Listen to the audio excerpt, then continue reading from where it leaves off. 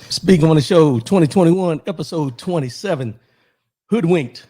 20 years later, the blame game, 121 million, the aura, and the mind, body, and soul segment. Saturday morning, baby. Y'all ready? Let's go.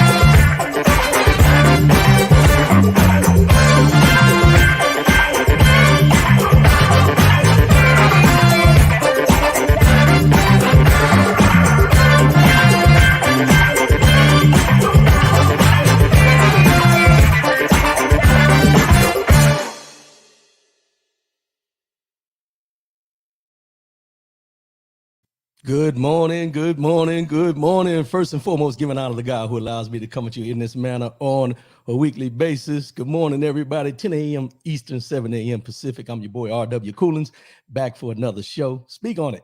Speak on it. Speak on it. How's everybody doing out there? Appreciate you tuning in. Appreciate you tuning in. Got a couple good mornings already. OT, good morning, bro. Appreciate the support. You looking from you logging in from two different locations. Good morning, OT. Appreciate you, bro. Appreciate your support. Appreciate the support. Let's go and get these formalities out of the way so we can go ahead and get started. rwcoolins.com. RW Coolins over all social media platforms. You can go there, find me, search me, like, share, subscribe, do all the things you do for everybody else. I'm just asking you to do it for a brother like me. Come on, help a brother out. Subscribe, share, RW Coolins over all social media platforms. Do your thing, do your thing. Brother Battle, James Battle, appreciate the support, my brother. Appreciate the support. Josh Boyd, appreciate the support, my brother. Appreciate the support. Thanks for the support. I got a lot of messages last week when I didn't do the show. Let's just start off with that. You know, I just wasn't feeling 100%. I wasn't feeling myself. So I got up that morning like I normally do, do what I do, but it just wasn't there. So for me, if I can't give y'all 100%, I'm not going to give you anything. That's just me. Some people say, 25% or 50% is better than none. If I can't give you 100%, I'm not going to come on here and just ride through.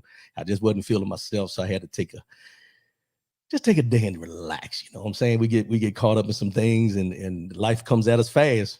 Life comes at us fast and you got to know when to slow down. Good morning, Ethan Johnson. Appreciate the support, my brother. Appreciate the support. Brian Hoodie. Appreciate the support, my brother. Appreciate the support. So that's where we were at last week. Just a little something, I encourage all of you. And me and OT had this talk the other day about the mental health, shutting it down and taking a break. Because here's what a lot of people don't understand. And I'll say this for anybody else out there who does a podcast or does extracurricular activities outside of their normal employment. It wears on you after a while because you're working in employment, wherever you work at, and then you're trying to do this, you're trying to do that, and you got fulfillments. You have obligations to a lot of things, and sometimes you just got to know, back in the day, let's just be real, back in the day, that's what we used to do. Be all over the place doing the thing. But now you find yourself getting to that point, you got to sometimes just sit down for a minute, take a deep breath, take it all in, lay on the couch, watch a movie on Netflix or something like that. Just get yourself recentered in what all you have going on. And I decided to do that again last week. And y'all hear me talk about it every once in a while. I'll take a mental break, and it's not scheduled. It's not scheduled because you just don't know when it's going to hit you. But I just needed to sit down for a minute last week. So, I'm back this week, though. I'm back, and we're going to do this. We're going to do this. 844-904-2665. 844-902-2665. No matter what the situation is, let your voice be heard. All we ask is to say what you mean and mean what you say. If you decide to call in or if you decide to put a comment on the screen so we can all discuss it. That's what we do here on the Speak on This show. So let's go ahead and jump in this thing because I owe y'all an apology. Let's just start there. I had an apology for you last week, but I didn't come. But I owe everyone who listens to this show religiously, weekly, or and so on and so forth, an apology. And I say that because we were hoodwinked, bamboozled, and led astray. Hoodwinked, bamboozled, and led astray. And I know y'all probably wondering, what am I talking about? The last time we did a show, I talked about a young lady named Dasha Kelly out here in Las Vegas. She was about to be evicted. And I said she raised $270,000, but it was $230,000 that people go to the GoFundMe page and gave her all this money and everything. She said she was going to help other people, but she hoodwinked me, y'all. It was a feel-good story. It was a feel-good story. So I figured, hey, let's talk about this. But she got me. Oh, she got me. But what can you do? Oh, it looks like we got a caller calling in already. Let's see what we got here. Let me check this out now. Hold on 1 minute.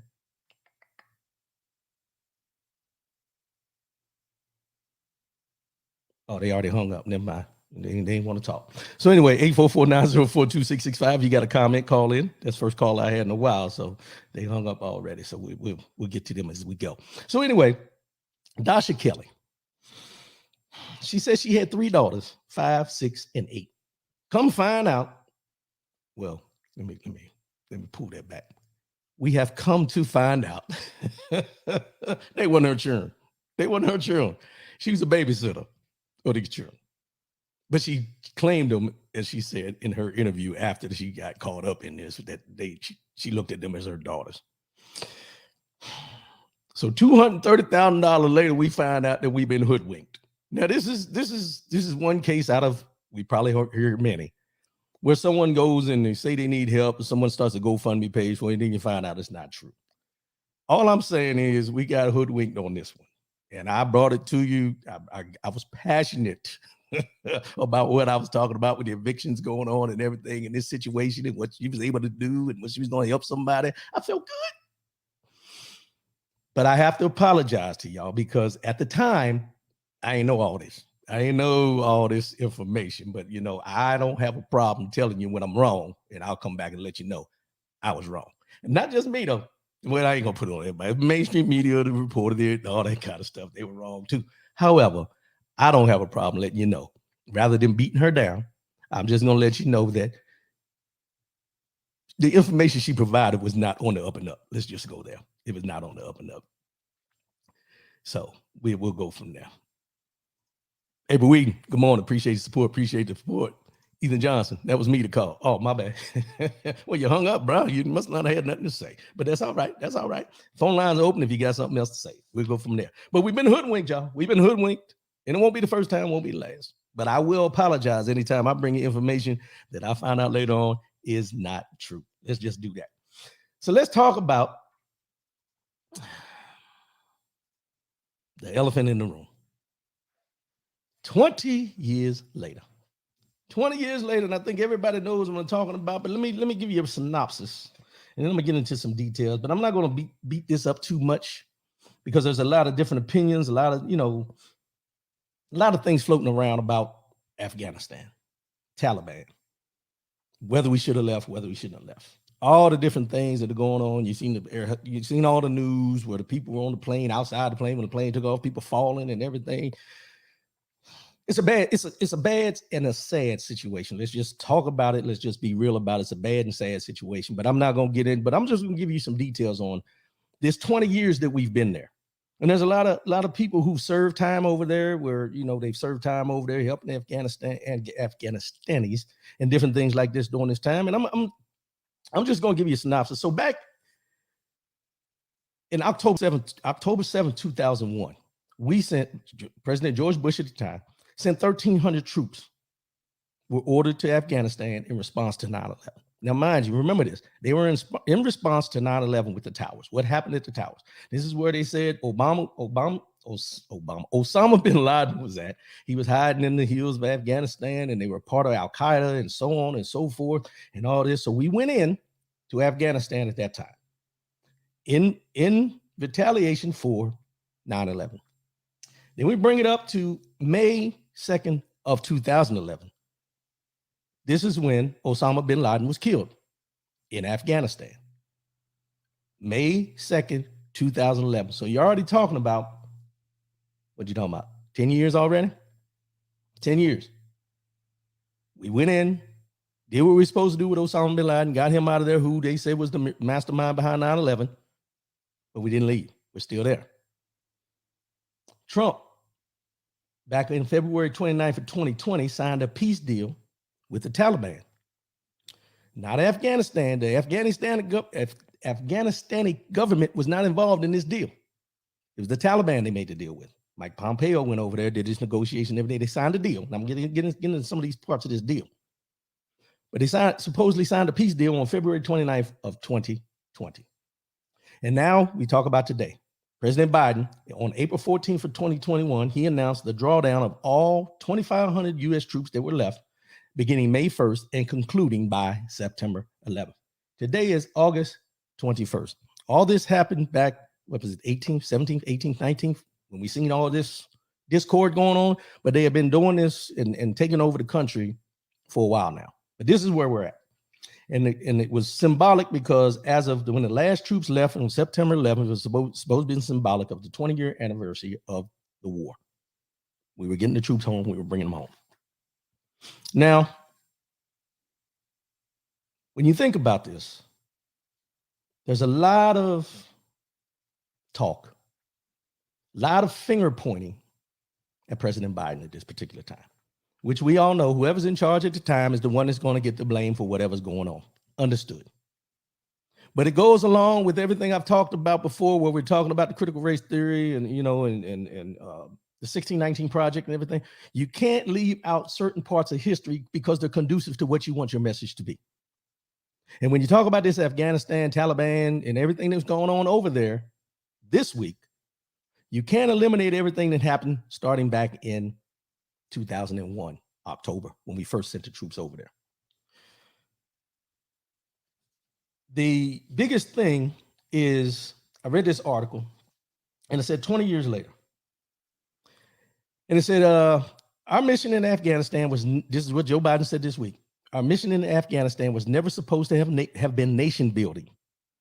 It was never supposed to be creating a unified, centralized democracy. And that's what it turned into. It went in from us going in to fight terrorism to becoming nation building, which is what not what the intent was. Now, a lot of people get upset about that because everybody looks at our military servicemen that went over there, they fought, they died, they did all these things in defense of the country, but there's no return on their investment per se. I hate to put it that way, but that's what it comes down to. So there's a lot of people who serve there. There's a lot of people who lost family members there that are upset at this time by what's going on.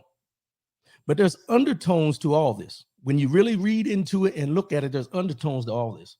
And I'm going to start with this part. I seen an article where they're talking about all the Afghanis that were helping the United States throughout this 20 years. And they're looking to try to get them asylum. They were looking to bring them, make them citizens because of everything they did, get them out of there, get them out of harm's way because of the Taliban and everything like that, because they were on lists to be, suicide hits and all this type thing. I get that. But here's what you got to understand. And I found this very interesting.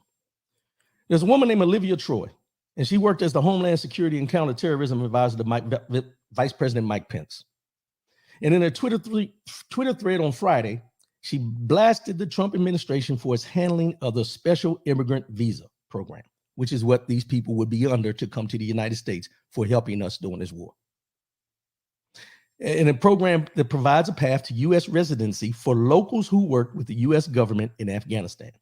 And this is what she said. There were cabinet meetings about this during the Trump administration where Stephen Miller, and everybody should remember who Stephen Miller is, the one that's anti-immigration, anybody that don't look like him, he would peddle his racist hysteria about Iraq and Afghanistan. He and his enablers across government would undermine anyone who worked on solving the special immigrant visa program issue by devastating the system at the Department of Homeland Security and Department of State. So when you get upset about why aren't we taking care of these people and how come we're not getting them back here and we're leaving all these Afghanis over there to fight for themselves, this didn't just not happen when these planes started taking off and these evacuations started.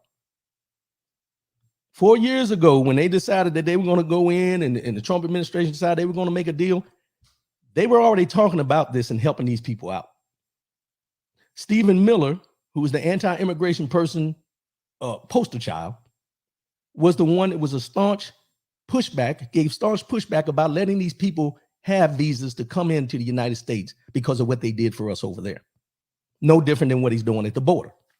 But you don't hear about that. They don't talk about that. All they want to do is blame Biden, Biden, Biden, Biden. But these same people that want to blame Biden, Biden, Biden, which he does take some responsibility, but the same people want to blame him for what's going on now, tend to overlook what Trump didn't do for the people at the time when he was in office and able to do it, because they stopped them from doing it at the time. So now you got a backlog of all these people trying to get out of the country to become citizens, and they're having the same problem in Europe.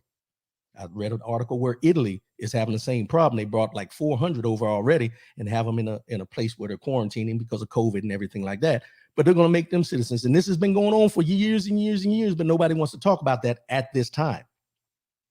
Why is that?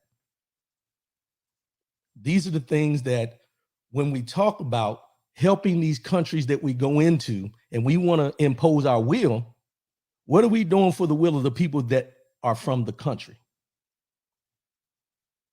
Kathy Higgins, good morning. Appreciate the support. Facts. I just read what they give me, or what I find, what I research. I'm sorry. But these are facts, as you say, because here's the thing.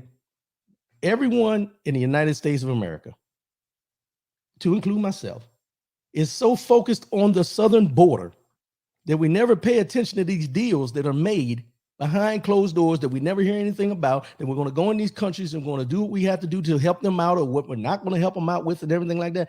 But the undertones are immigration, no matter who you are, no matter where you're coming from, no matter what you look like, is a sticking point to some people. No matter how loyal you are, no matter what you do, the sticking point is there about immigration. Now, for me, I look at it and I say, wait a minute. We have homeless people here. We have eviction problems going on here. We have an economy right now that's in shambles, and we're trying to help everybody else, and all this money we're investing everywhere else, but we're not taking care of the people who are on the soil right now. I get that part. I'm guilty of it. You're guilty of it. But here's where it comes into play. If we're the United States of America and we say this is what we're going to do, then we need to hold ourselves to be true to what our word is. And you can't pick and choose when you want to have your word to be bond, word is bond, or when you're not.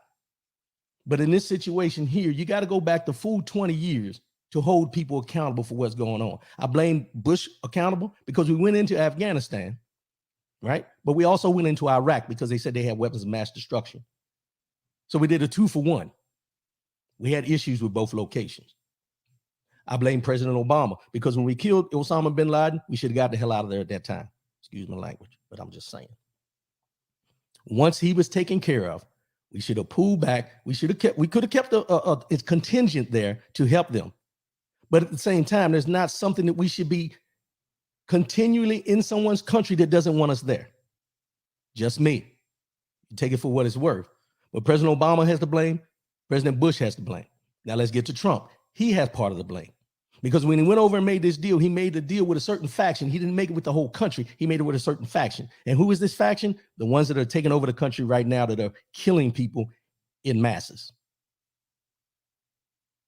But everybody wants to put it on Biden. Is Biden accountable? Yes. But if everybody remembers, Donald Trump did a speech not too long ago, and he said the way he wrote it up for this drawdown of troops, President Biden would not be able to reverse it. Oh, y'all forgot about that, didn't you? President Trump specifically said in a speech that what he did as far as the agreement he made with the Taliban, he put it in there where it was not going to be able to reverse, to not be able to pull the troops out of the country. So everyone's mad at Joe Biden at this point because he's pulling the troops out, but this was already put in motion before you became president. But we get wrong and we only pinpoint the one person that we can see right now, but we don't look back and hold the other folks accountable for what part they played in the big picture. Accountability. Kathy Higgins, accountability is not the thing anymore. There it is. See, we can't pick and choose through history who we decide we want to be mad at, who we don't want to be mad at. You know, we're guilty of this in our own lives, as a country, as individuals, family members. We're all accountable for our actions, but you can't keep eliminating things out of what led up to where we're at today. That's just like taking and looking at your life and looking at all the wrongs you did, and because you're doing right now, all the wrongs you did before do not matter. Yeah, they do. Because what we do as human beings, we look at everything that we may have done wrong in the past and see where we sit now by doing the right thing. And we say to ourselves, whatever I did in the past has made me who I am today. That's a part of growth, evolution. You hear me talking about it all the time, but as a country, and when we do these things, we want to pinpoint it on one person, rather than looking at the history of it. And you can look at the same thing when we talk, as I mentioned in the beginning, with critical race theory and 1619 Project and racism. You can't eliminate everything that is going on in this country when you talk about racism and slavery and all those things. You can't eliminate that from the history books and expect us to wake up tomorrow and think everything is fine, because what happened back then didn't affect us directly because we weren't living at that time. It's in the fabric of this country. And what's going on in Afghanistan right now is in the fabric of their country and the fabric of our country. You can't eliminate it. You can't overlook it. You have to take accountability for what went on. Stephen Miller also said this: the United States of America never ever made a promise, written or unwritten, to the people of Afghanistan that if after 20 years they were unable to secure their own country, that we would take them to ours. That is nonsense. That has never been U.S. government policy. No, it hasn't. But here's what we always do in most cases. We have given relief to countries. We have given relief to people who support us when we're in these wars or conflicts or whatever, to take the people that are interpreters that decide to help the United States government do what they have to do, and we give them asylum, or we take care of them to give them a better location, a better life, in order for them to be able to survive. Because at this time, I read an article where they're going door to door looking for people who helped the United States government during this time in Afghanistan, which is why you have all these people lined up at the air base over there trying to get out of the country. No, it's not a policy. But as you always say, and people like to say all the time, past presidents, not presidents, precedents, past practices, all that comes into play with this. 20 years, and we're talking about a week. 20 years, and all we're concentrating on is 1 week. Big Tone, appreciate the support, my brother. Appreciate the support. Ethan Johnson, Iraq and Afghanistan are also about the natural resources. America is known for finding things. Are we finding things, or do we know it's there and we just want a piece of it? We just want a piece of it. Now, this was what happened during the Mike Pompeo visit with the Taliban when they made this agreement. After years of negotiations, the Taliban and the Trump administration finally signed a peace deal in 2020. The U.S. agreed to withdraw troops and release some 5,000. Now, this was the kicker here. I'm sorry, I had to stop right there. This is the part that a lot of people don't want to talk about. They're not identifying. And let's just get into this. The U.S. agreed to withdraw troops and release some 5,000 Taliban prisoners, while the Taliban agreed to take steps to prevent any group or individual, including Al-Qaeda, from using Afghanistan to threaten the security of the U.S. or its allies. Now, let me go back to this 5,000 Taliban prisoners that the U.S. had in their they captured. We released them. What do you think they're going to do? Where do you think they're going? They're going right back to do what they were doing before you got them, before you captured them or whatever.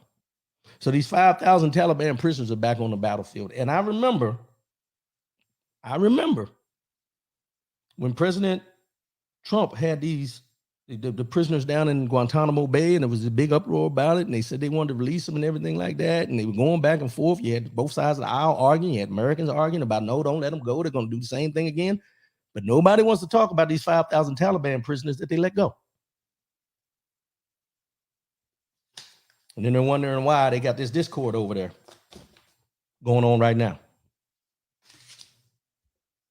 As I said in the beginning, when we talk about Afghanistan, when we talk about war, when we talk about conflicts in these different countries that we go to, we have to understand that, just like with Vietnam, You're going to lose many, many military members that go in those areas. It shouldn't happen, but it happens. You're talking about war. But the part about it is we tend to get amnesia. I'm going to call it amnesia about things that happened in our past, and we sometimes act like we don't learn from it. This is where we have to get better with what we understand and what we get upset about and what we get in an uproar about. And rather than just listening to the talking points they want to give you, read, dig into what they're talking about, find the information to make it make sense. To make it make sense. Ethan Johnson, the current leader of the Taliban, is one of the 5,000. You can't make this up. Tony Williams, the 5,000 are getting right back in the game. Exactly. Once we said that we were going to make this agreement, that nobody wants to hold Secretary of State Mike Pompeo and Donald Trump and Stephen Miller and all these people accountable for. We don't want to hold them accountable for the deal that they made, but we want to hold Joe Biden accountable for following through on what the deal was written as to be. And as I said, you cannot leave President Bush out of the equation, and you sure can't leave President Obama out of the equation. 20 years, and this is where we're at. I'm gonna leave that alone because blame game. Let's talk about this blame game. This has nothing to do with Taliban, Afghanistan. This is on our soil right here. Lieutenant Governor Dan Patrick in Texas. I don't know what's going on in Texas and Florida, but boy, if I lived there, I'd be trying to pack my bags. But you do what you do. I'm gonna do what I do. Lieutenant Dan Patrick was asked about the surge in coronavirus cases during a Thursday night appearance on Fox News. The Republican said, and I quote, African Americans who have not been vaccinated are the biggest group in most states contributing to the spike. Let me say that one more time. I don't think y'all heard me on it. Let me say that one more time. Lieutenant Governor Dan Patrick of Texas said African Americans who have not been vaccinated are the biggest group in most states contributing to the spike. Now, as I tell y'all, James Battle, I'm trying to get the hell out. I get it, bro. As I say to y'all many times, I am not the brightest light bulb in the socket, but I sure do flicker every once in a while. And for this lieutenant governor to make this statement tells you more than you need to know. And if you don't know, now you know. Whoa. And this is what his rationale behind it was. Democrats like to blame Republicans on the COVID, the spreading of the COVID. Well, the biggest group in most states are African Americans who have not been vaccinated. The last time I checked, over 90% of them vote for Democrats in their major cities and major counties. So what he's saying is the Democrats should be telling black folk that y'all need to get vaccinated because y'all causing an uproar and causing this stuff to spread because you won't get vaccinated. I could go many different ways on this, but I'm just going to go this one. I'm going to take this one straight line down the road. I, like you, watch the news. I see the interviews. I see the questions of people on the streets about why they're not vaccinated.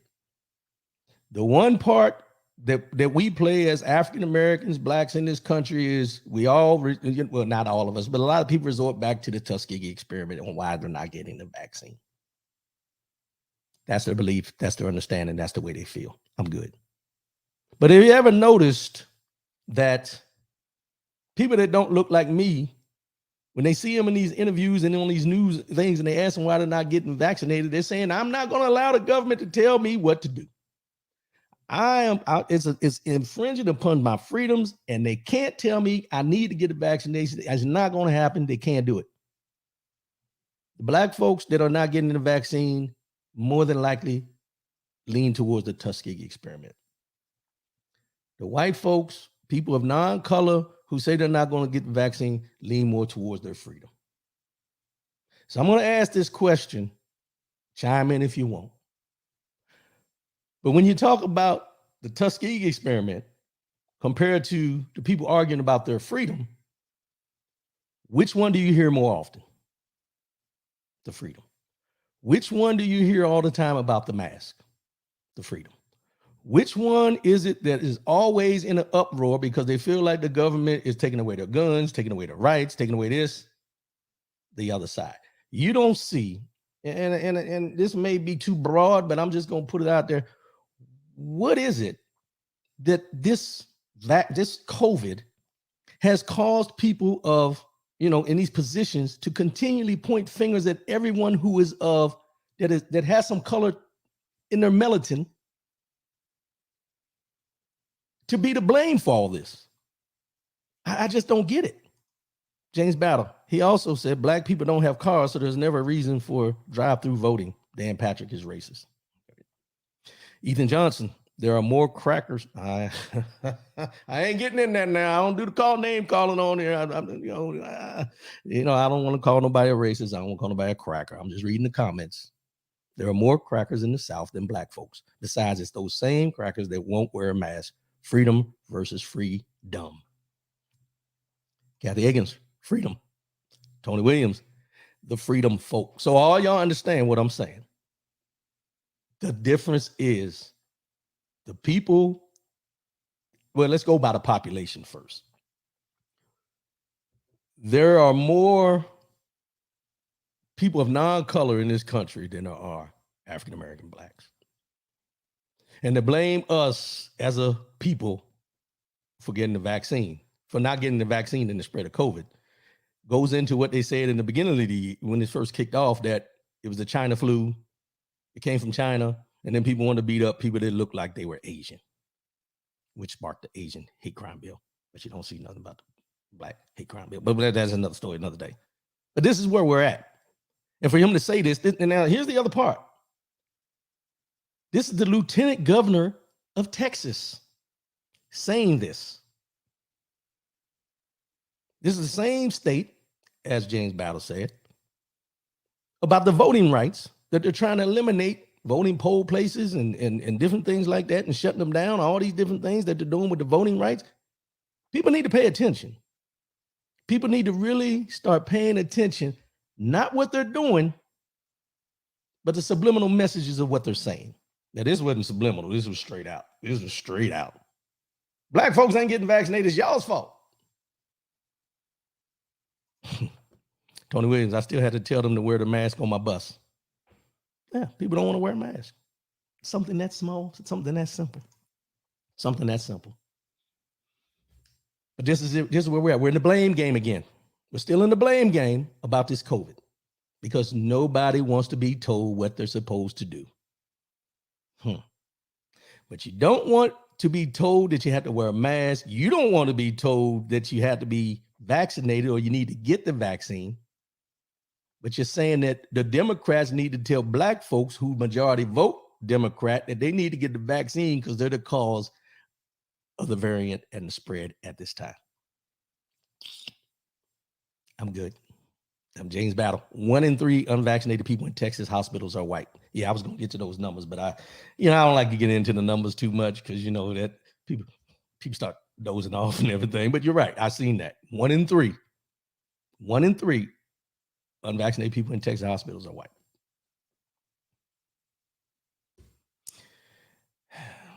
Kathy Higgins, isn't white always right? Wrong. Whites are becoming the minority according to the census that Trump shut down early. I was going to get into that census last week, but I wasn't on. But the census has shown a big change in the demographics of the United States of America. And I've mentioned it before, there's this uneasiness, this unsettling feeling among some folks that they're going to become the minority rather than being the majority. I don't know why. If we're in this country, we're here in this country, we're all here living in this country. What's the problem? Why do we get into this? Who has the most population and all that? When we get into that, that's because we get more into the tribalism of things, the separation. And they always talk about, when we talk about slavery and racism and stuff, we're causing separation. Well, the separation has always been here. But when we want to talk about it, we want to put a highlight on it. Now we're causing the separation even more. Ethan Johnson says, easy to blame people of color. However, per the 2020 census, Black folk only represent 12% of the overall U.S. population. Freedom. Exactly. The census. And I got that somewhere. Maybe we'll talk about that next week and get a little bit more into the census about the percentages and everything. But what I didn't know, and I'll bring this up to you, what I didn't know on the census recently, if I recall what I read, is that they added, you have to, well, this is what I was told by someone who is of Hispanic descent. She told me that she was always told to check white on any of the paperwork that she did. And then at the bottom, it would ask you if you were Latino, Mexican, or anything like that. And she said there's some of them that didn't even used to have it on there. So what does that do? What is that saying? So for years, the census has been identifying a majority white population more because they put the Latino and the Hispanic community under that, under a subgroup, under white, under Caucasian or Black or, that. Then it was another area. I don't know. I didn't really pay attention to it, but this was coming from somebody of Latino, Hispanic heritage. If somebody knows, let me know. Ethan Johnson. And there's a difference between white folks and crackers. Okay, bro. Just like there's a difference between a rich cracker and a graham cracker. I get it. I get it. I'm going to leave it alone, but I get it. But that's where we're at with the blame game. These are the people that we have in political positions that are saying things like this. Let's go ahead and transition into this. $120 million. $120 million. This is going to shock some of y'all. The Epstein Victims Compensation Program, since launching last year, received approximately, watch this now, 225 applications from alleged victims from the United States and abroad. The Epstein Victims Compensation Program, since launching last year, received approximately 225 applications from alleged victims from the United States and abroad. That astounding number was more than double the initial expectations of the fund's administrator and advocates for the victims. Now, let me get into what this is. Let me get this comment. The Afghan population in the United States is also growing up as we speak. Yes, it is. It's going to go up until we get all them people out of there. It's going to continue to grow. Now, let me piggyback on that, because now we got to worry about the racism towards them when they come here to the United States. Even though they did this country a great service, how are they going to be treated? Because like I said, over in Europe, in Italy, they're worried about mob members taking these people out because they don't look like them and they're not supposed to be there, even though they helped the Italian military in Afghanistan. It's just not the United States. That's why I said that. So let's get back to this. Jeffrey Epstein. Everybody remembers Jeffrey Epstein, supposedly committed suicide, had all these things. They were doing an investigation about all these girls, young girls, and that they raped and took advantage of and everything. But they came up with this $121 million to pay out to victims. But then when they put it out there, they received approximately 225 applications from alleged victims from the United States and abroad. Then it says, of the 150 applicants deemed eligible for compensation, more than 92% accepted the offers. The awards were paid by the executors of Epstein's estate, but the claims were evaluated independently from any interference or control by the estate. The programs, this was said by Jordana Feldman. So basically what they did, they said they got $121 million of Jeffrey Epstein's money that they're going to give to victims of what he was doing. And of the 225 people that applied, only 150 of the applicants were deemed eligible for compensation. And out of that 150, 92 of them accepted the plea deal, the offer of taking the money. Now I bring this up for a reason, and it's going to transition.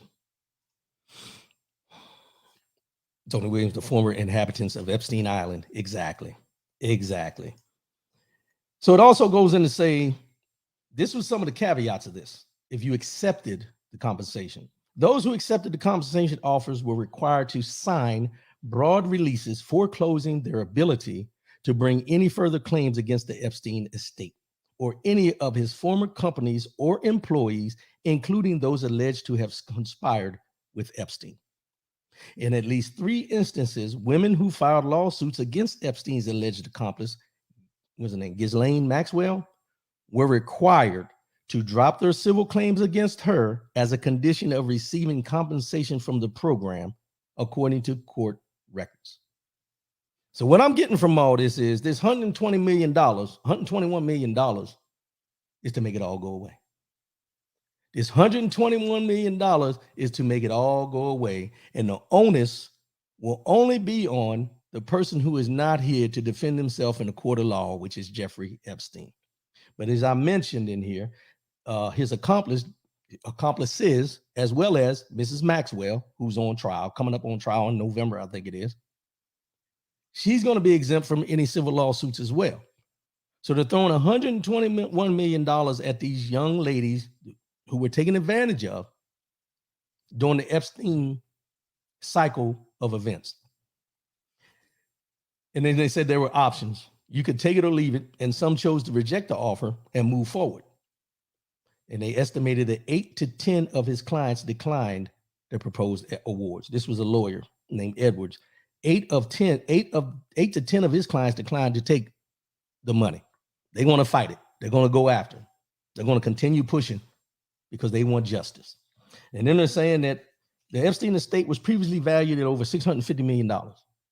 But in the 2 years since he died, the estimated worth of the assets has diminished to about $190 million, according to an accounting report filed last month in the U.S. Virgin Islands, where Epstein owned a private island residence. So it dropped from $650 million down to $190 million. I want to know where that money went. That's over $200 million. Over $400 million. Where'd that money go? Number one. Number two, so you're taking this $121 million that you say out of the $190 million they got left, and you're throwing at these young ladies who were in this, and they can't go after anybody who was involved, accomplices or anything like that, which means if I was someone, and I'm just using, I don't know Jeffrey Epstein, let's put that clear. But if I was someone that Jeffrey Epstein says, per se, hooked up with one of these girls, she can't come after me if I take this money and sign the document. Because number one, we don't even know the names of the people who were involved in this little tryst type thing that they had going on. Number two, once they sign this, that's it. It's money and it's gone. Jeffrey Epstein's dead. I get it. But all the people who he helped partake in these practices that he had need to be held accountable. So these 8 to 10 that decided, no, we're going to fight this, I hope and I pray that they get exposed. Those, I seen, I can't remember his name over there in England, Prince somebody. He's up being charged and being sued or something like that, civil suit against one of them that he took advantage of. These are young girls, sex trafficking. Throw $121 million, let it go away. Make it go away. That's where we're at. Ethan Johnson, Afghans are about to be the new Latinos for the Republican base since they have criminalized them now. Governor Bubba Kemp of Georgia has already pledged support to allow Afghans to Georgia. This is the same dude who was going to round up all the illegals and take them back to Mexico in his big truck. Yep, he said it. His words, he's assaulting. You and that word crack. Jackie Banks, good morning. Good morning. Appreciate the support. Prince Andrew, thank you, Kathy Akins. Prince Andrew, he's up on a civil suit right now because of that. He's up on a civil suit from one young lady who decided, oh no, I'm going after him. And they say she can go after him. Ethan Johnson, who are the people in the Epstein circle? We'll never know. That's part of this plan with this $121 million is we'll never know. And that's where my problem comes in is we'll never know because they choose not to allow us to know because it runs too deep. It runs too deep, which is why they're throwing the money. $121 million. Think about that. $121 million of his estate. They're throwing at these young ladies to make it go away.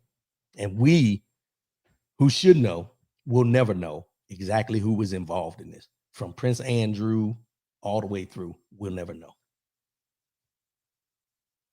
But these young ladies will have to deal with the trauma for the rest of their lives without being able to publicly state Who, what, when, where, and how happened to them? Too many names. Too many names.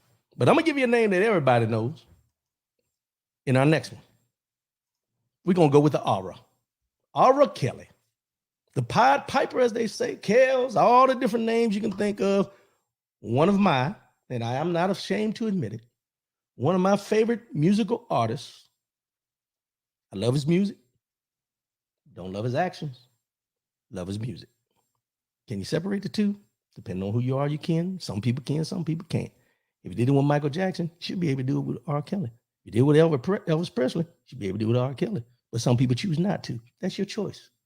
I'm still going to listen to R. Kelly because I like the music. You choose how you want to choose. That's all I'm saying. Choose wisely, though. Choose wisely. It runs deep into the rich, powerful, and influential. But they went after Bill. Yeah, they went after Bill Cosby, but now they're going after R. Kelly. Now, let me tell you where this comes into play. The Aura. Tony Williams. I'm still keeping my CD, RW. Oh, I got all my CDs, bro. I ain't going to lie. You ain't going to stop me from stepping in the name of love. You ain't going to stop me from finding out how to get to Love Street. You ain't going to stop me from my body's calling. That's just me, though. Do as you see fit. Do as you see fit. But R. Kelly is charged with racketeering that has 14 underlying acts. 1 act of bribery, 3 acts of sexual exploitation of a child, 1 act of kidnapping, 3 acts of forced labor, and 6 acts of violating the Mann Act. The alleged crimes stretch from 1994 up to December of 2018 and are based on incidents involving 6 anonymous Jane Does, several of whom are underage. The oldest incident in the bribery act from August 30th, 1994, which alleges that Kelly and his enterprise, now they're calling what he, now excuse me, let me clear this up real quick. They have made it a point to call all the people that have been his managers, supporters, his group that takes care of him. They're calling him now, all those people, his enterprise. His enterprise. Not the people that worked for him, not his organization, not his managers.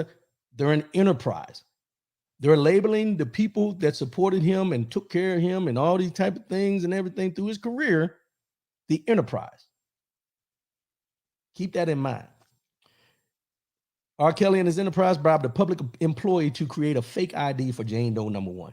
A source familiar with the matter confirmed to CNN that Jane Doe number 1 is the late singer Aaliyah, who was 15 at the time and married Kelly that year. To convict him for racketeering, prosecutors have to prove that Kelly committed at least 2 of these 14 underlying acts. Having the RICO, which is a racketeering charge in particular, allows prosecutors to really give this aerial view over a long period of time at a very high level of who R. Kelly and his enterprise are and the types of crimes that they've been committing and the ways in which they've committed those crimes. That's a very different case. You have a lot more evidence that is going to come in and be able to corroborate what the victims are saying. Racketeering. You usually hear the word racketeering when you're talking about the mafia, the mob, and different things like that, or money and all this kind. But to put these on him, on R. Kelly at this time, and his enterprise. Ethan Johnson, enterprise equals racketeering. Yeah, come on. It's always been R. Kelly, but now it's a whole enterprise. Last time I heard this word enterprise used this much, I was watching Star Trek. I'm just saying. The Starship Enterprise. Kelly's attorneys have taken issue with the government's case for the same reasons in an August 6th filing. They criticized prosecutors' request to admit additional evidence about uncharged acts as unfair.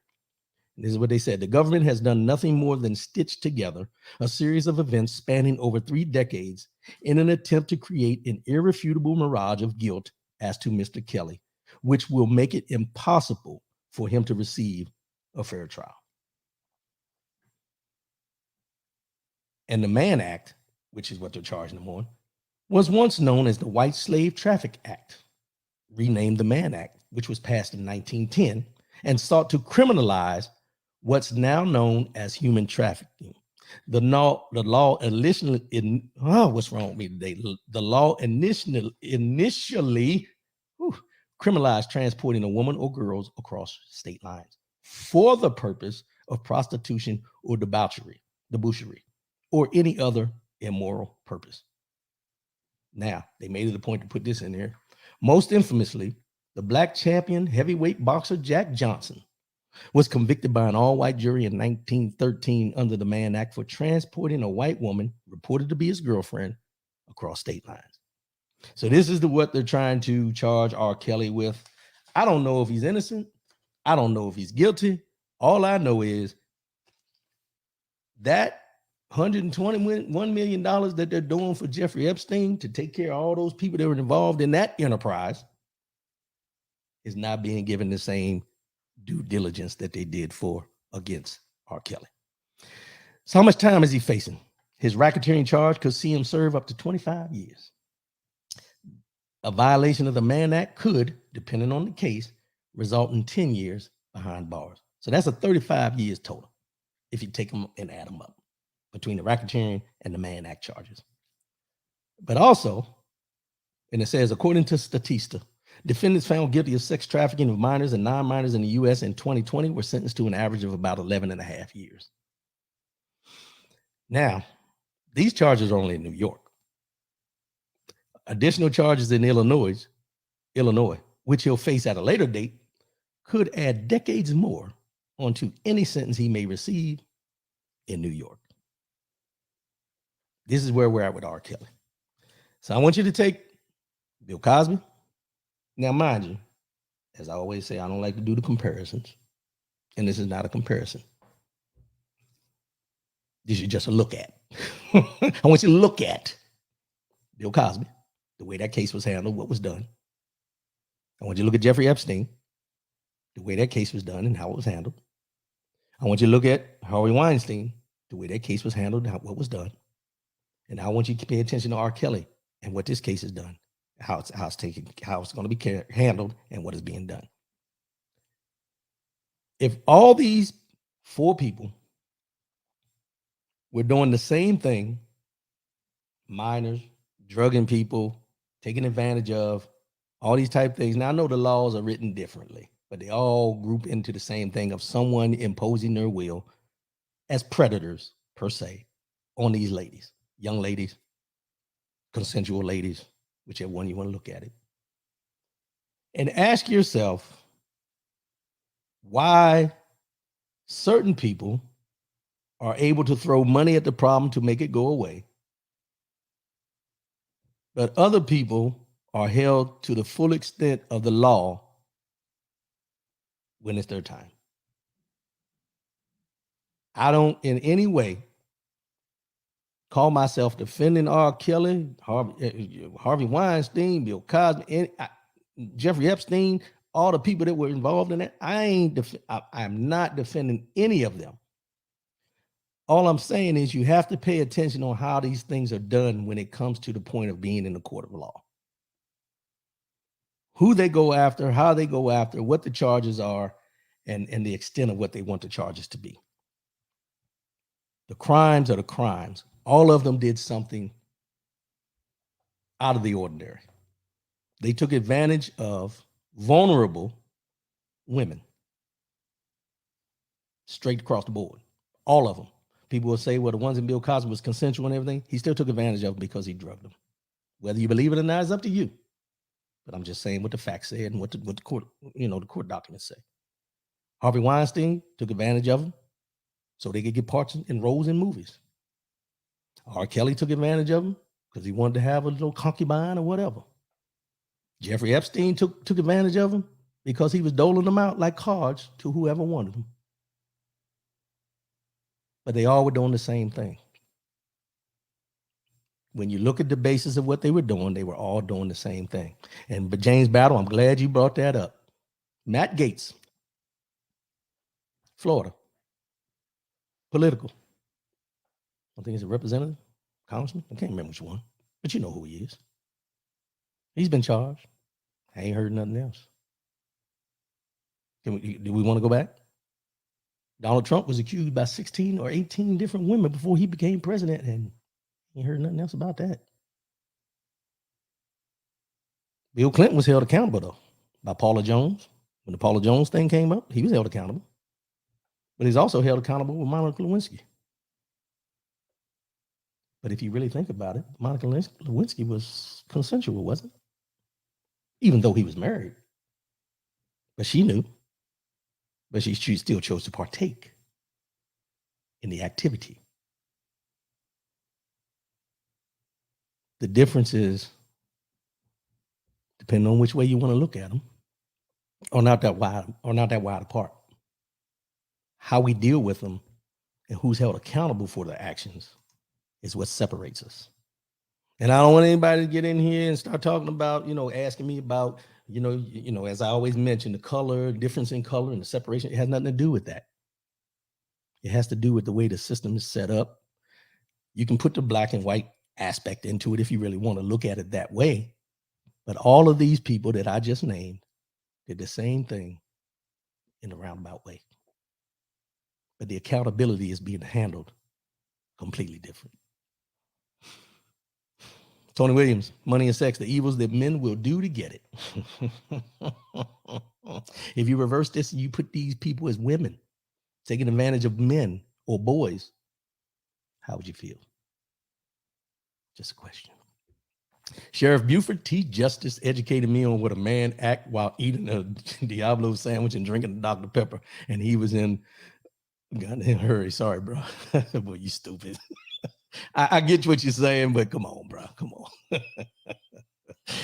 Let's get into the mind, body, and soul. Mind, body, and soul. The year is 2021. We're talking about self-care, taking care of yourself, taking it one day at a time. This is what we're doing in 2021.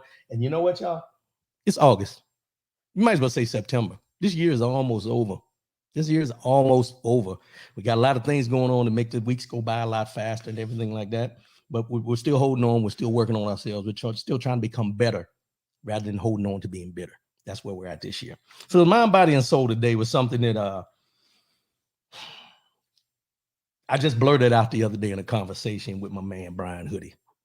But after I said it, it really made me think about, I can't remember the context of what we were talking about, but here goes the quote right here. And the quote is, "Be careful of the seeds you sow, because your harvest may grow rotten." Be careful of the seeds you sow, because your harvest may grow rotten. You hear me talk about it, and you hear pastors, a lot of pastors will say, sow those seeds, sow the seeds, sow the seeds, sow good seeds. Sow good seeds is what they tell you. But you got to be careful in life about the seeds that you do sow, because they can be misconstrued in the way you decide to sow them.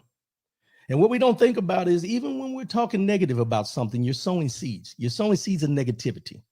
And when you sow these seeds of negativity, depending on who decides to receive those seeds, can make them grow and hold you accountable for what they're doing because of what you said. A lot of times we go around and we feel that when we talk about somebody, when we have an opinion about somebody, or when we do things that we know are not right, we look at it as just a minor thing or something small. Nobody's going to know. If somebody says something that I said and repeats it, I don't care if they confront me and everything like this. But what we don't understand a lot of times in life is when we sow these seeds of negativity, they grow just like the seeds that we sow of positivity. They grow side by side. But the problem is those seeds of negativity that grow rotten. And they grow rotten to the core, because what happens is when you sow these seeds of negativity into someone, it grows with them and they hold on to it. And then they hold it against the person that you were talking about, the negativity that you tried to put on them. We got to get better at what we do and how we deal with people and how we talk about people that we consider to be our friends, our family, and people that we love. Because a lot of times what we do, and we see where you got and I don't want to get into it, but it's just an example. You got the baby mama who, and I don't want to say the child's mother, who is talking about the child's father in a negative way. And you have this child that grows up and all he sees is the negativity about his father. And no one takes the time to change the interpretation of what the mother said for that child to realize who that man is as a man, not by what she has planted the sowing of those negative seeds into that child's brain. As that child gets older, there's no type of relationship because of those seeds that were sown. And the thing is, after that child becomes older and that child has an opportunity, listen when I say the opportunity to distance himself from the negativity and really find out who that individual is as a person, not by the negative that they've been told. That's when you realize that those negative seeds that you sowed that have grown that rotten harvest will come to pass. Because now those seeds that you sowed that were so negative towards that other person become back to you because of what you chose to keep distant from the person who needed to know that other person. We got to get better with this. And I just use that as an example, but it's too many times